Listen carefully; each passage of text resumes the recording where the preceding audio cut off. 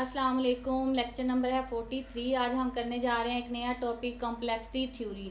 तो आज से पहले हमने जितनी भी कार्रवाई मुकम्मल की है पीछे एल्गोरिदम्स के हवाले से, हम क्या करते थे, एक प्रॉब्लम होती थी, हम कोशिश करते थे कि इसका कोई मैथमेटिकली मॉडल बन जाए, फिर इस मॉडल को देख के तजवीज़ पेश करते थे कि इस पर कौन सी स्ट्रेटजी सोल्यूशन वाली इस्तेमाल होगी। जैसे कि ग्रीडी एल्गोरिदम थे, डिवाइड एंड कंक्यूर था, डायनामिक प्रोग्रामिंग थी, कुछ डेटा स्ट्रक्चर भी थे हमने देखे, जैसे कि ट्री, हीप, ग्राफ पे हमने इम्प्लीमेंट किया। ग्राफ जो है वो खुद भी एक डेटा स्ट्रक्चर है।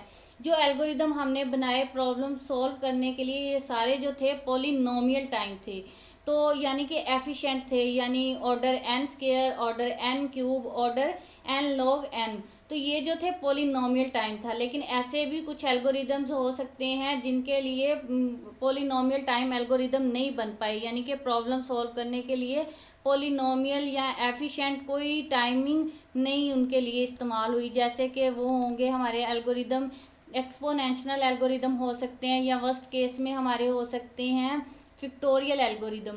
तो उनके लिए ये क्या हुआ कि ये कोई नई बात नहीं है। कुछ एल्गोरिदम्स ऐसे होते हैं जिनके लिए काफ़ी लोगों ने उन पे काम किया होता है और उनके लिए जो है कोई पॉलिनोमियल टाइम एल्गोरिदम बन ही नहीं पाता। तो वो क्या करते हैं, वो सोचते हैं कि कहीं हमसे कोई फंडामेंटल गलती तो नहीं हो रही इसमें, या कोई ऐसी स्ट्रेटजी या टेक्निक डिस्कवर नहीं कर पा रहे जिनकी बिना पे ये प्रॉब्लम्स जो हैं पॉलिनोमियल टाइम जो है सॉल्व नहीं कर पा रहे एल्गोरिदम्स में।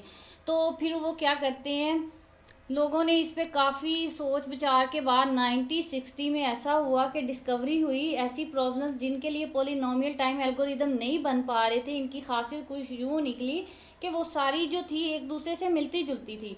अगर किसी एक प्रॉब्लम्स का पॉलिनोमियल टाइम एल्गोरिदम नहीं बन पा रहा था, डेवलप नहीं हो रहा था, तो तमाम प्रॉब्लम्स भी सॉल्व की नहीं कर पा रहे थे हम बाकी भी।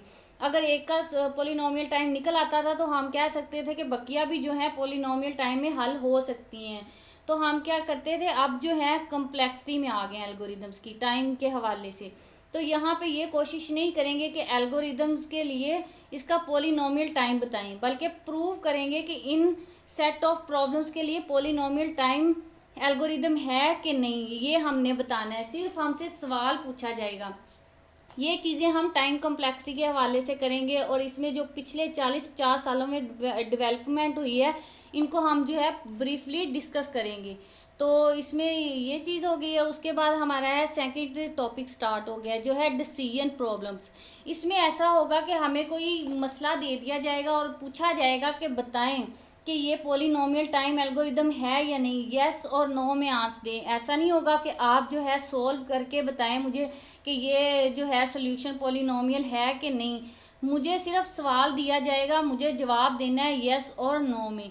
तो ये होती है हमारी डिसीजन प्रॉब्लम।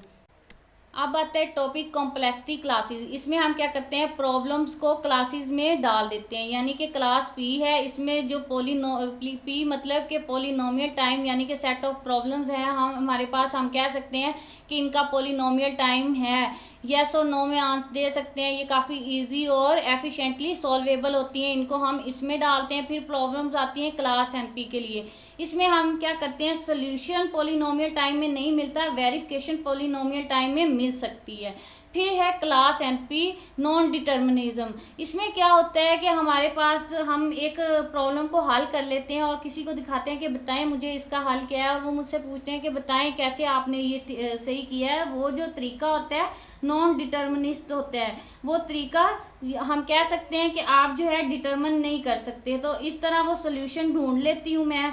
और नॉन डिटर्मिनिज्म जो है एक मैथमेटिकली मॉडल है, तो उसको हम जो है मज़ीद डिटेल में पढ़ते हैं अगली क्लास में, क्लास एनपी हार्ड। इसमें क्या होता है कि थोड़ी सी समझने में इसको दिक्कत होगी कि पहली ये बात कि इन प्रॉब्लम्स के लिए कोई भी पॉलिनोमियल टाइम एल्गोरिदम नहीं होता। दूसरी बात ये कि ये सारी प्रॉब्लम्स आपस में रिलेटेड हैं। हम एक प्रॉब्लम को सॉल्व करते हैं तो दूसरी का हल निकल आ सकता है। यानी कि अगर एक को मैं दूसरी में कन्वर्ट कर दूं तो इस तरह शायद उस प्रॉब्लम का हल निकल आए। तो इस तरह भी हम उस जो प्रॉब्लम होती है उसको सॉल्व कर सकते हैं। फिर आती है हमारे पास क्लास एनपी कंप्लीटनेस। इसमें पहली बात उसने कहा है कि जो होता है it is in NP and it is an NP hard.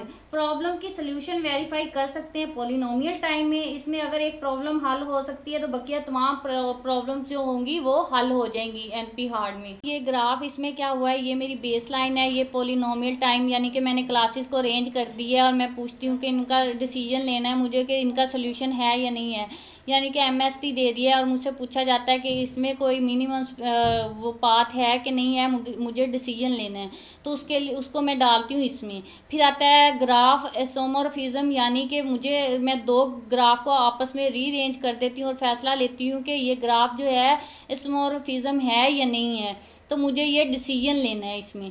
फिर आता है मेरे पास एनपीसी कंप्लीटनेस और एनपी हार्ड। इसमें अगर मुझे किसी प्रॉब्लम का हल नहीं मिलता तो मैं इसमें ला के उसको हल कर सकती हूँ। जैसे कि नॉन हैमिल्टनियन जो है साइकिल, इसमें मुझे हल नहीं मिल रहा उसका कि नहीं बन रहा, लेकिन यहाँ पे लाती हूँ उसे, देखिए कि हैमिल्टनियन साइकिल, तो वो कहता है कि इसमें बनता है। तो इसको हम मज़ीद डिटेल में आगे पढ़ेंगे। फिर ये जो है पॉलिनोमियल टाइम वेरिफिकेशन, यानी कि मुझे हैमिल्टनियन साइकिल एक ग्राफ दिया जाता है और पूछा जाता है कि इसमें जो है हैमिल्टनियन साइकिल बनता है या नहीं बनता, मुझे वो पॉलिनोमियल टाइम वेरिफिकेशन करनी है उसकी।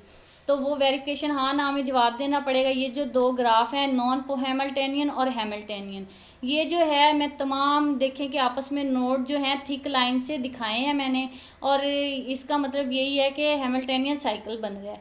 अब ये जो है ये भी बन सकता है। मैं क्या करूँ, यहाँ से अपना सफ़र स्टार्ट करूँ, यहाँ पे यहाँ पे यहाँ पे जा सकती हूँ, तमाम जो वर्टिक्स हैं उनको विज़िट कर सकती हूँ। लेकिन इनमें क्या ऐसा है कि अगर मैं इस पे गई हूँ तो मुझे इधर से, अगर मैं इधर जाऊं तो मुझे दोबारा इसमें आना पड़ता है, फिर इनमें आना पड़ता है, तो ये मेरा जो होगा नॉन हैमिल्टनियन होगा। यानी कि मैं एक वर्टिक्स को दो दफ़ा विज़िट नहीं कर सकती, अगर दो दफ़ा करूँगी तो वो मेरा हैमिल्टनियन नहीं होगा। और इसमें देखें, अगर मैं यहाँ से इंटर हूँ, मैं तमाम वर्टिक्स को विज़िट कर लूँ, ये तमाम मैं विज़िट कर लूँ, तो देखें मैं दोबारा इसमें नहीं आ सकती, मैं यहाँ से फिर बाहर जा सकती हूँ, या अगर मैं यहाँ पे जाऊँ तो यहाँ से बाहर निकल सकती हूँ, मैं दोबारा किसी नोड पे नहीं गई। तो ये जो है हैमिल्टनियन बना रहा है, यानी कि मैं विज़िट नहीं कर रही, डबल दफ़ा विज़िट नहीं कर रही किसी नोड को। इस चीज़ को हमने देखना है। फिर उसके बाद है सर्टिफिकेट। इसमें क्या किया है कि इसमें देखना है हमने कि प्रॉब्लम्स का वैलिड हल है कि नहीं, यानी कि पॉलिनोमियल टाइम में हमें हल मिल रहा है इसका या नहीं मिल रहा। ये जो इन्फॉर्मेशन होती है ये हमारा कहलाता है सर्टिफिकेट। इसमें और कुछ नहीं करना। उसके बाद है द क्लास एनपी।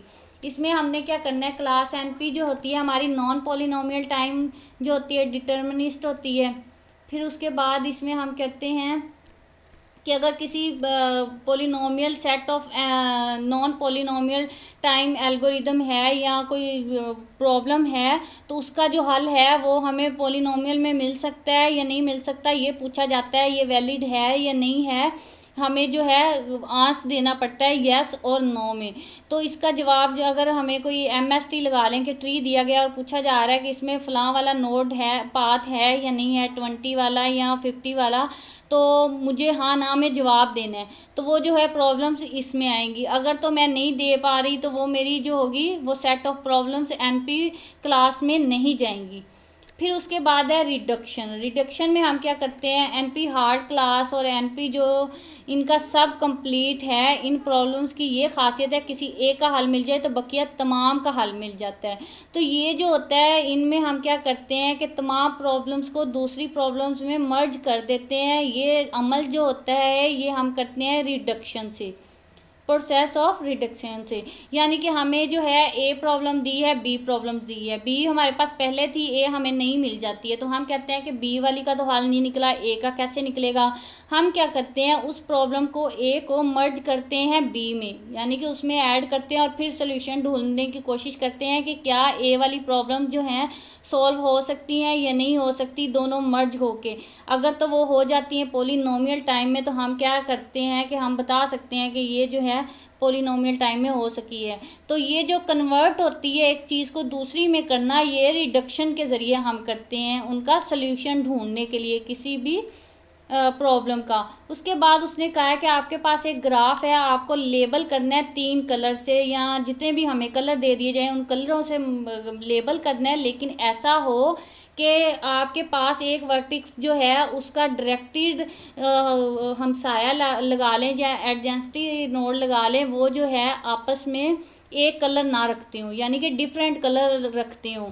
तो इस चीज़ के लिए 3 वाला जो होगा ये प्रॉब्लम पैदा करेगा। अगर हम 4 वाला इस्तेमाल करें तो वो प्रॉब्लम पैदा नहीं करेगा। वो कैसे, यहाँ पे देखें, ये हमें ग्राफ दिखाया है। इसमें देखें कि मैं यहाँ से, अगर ये मेरा एक नोड है, इसका डायरेक्ट कनेक्टेड हमसाया ये वाला है और ये वाला है। तो ये देखें कि ये दोनों जो कलर हैं वो लैदा हैं, यानी कि ये कलर जो है मैच नहीं करते। फिर मैं अगर इसको लूँ, इसका हमसाया एक ये है डायरेक्ट कनेक्टेड, उसके बाद जो है इसका हमसाया एक ये डायरेक्ट कनेक्टेड है। लेकिन ये देखें ये दोनों कलर है तो सेम, लेकिन आपस में कनेक्टेड नहीं है। तो इस तरह हो कि ये आपस में अगर डायरेक्ट कनेक्टेड नोड हो और उनका कलर सेम हो तो फिर जो है वो मसला पैदा होगा। यहाँ पे देखें कि अगर मैं इसको, ये जो है नोट 3 कलरेबल, क्योंकि इसमें अगर मैं इसको कलर करूँगी तो इसका हमसाया ये भी है, ये भी है। अगर मैं इसको रेड कर दूँ, इसको ग्रीन कर दूँ, इसको भी मैं कोई और कलर दे दूँ, तो फिर मैं जो जाऊँगी फिर इसका ये भी हमसाया है, ये भी हमसाया है, तो मुझे जो है मैं इसको 3 कलर से रिप्रेजेंट नहीं कर सकती। ये जो है मसला पैदा करेगा मेरे लिए।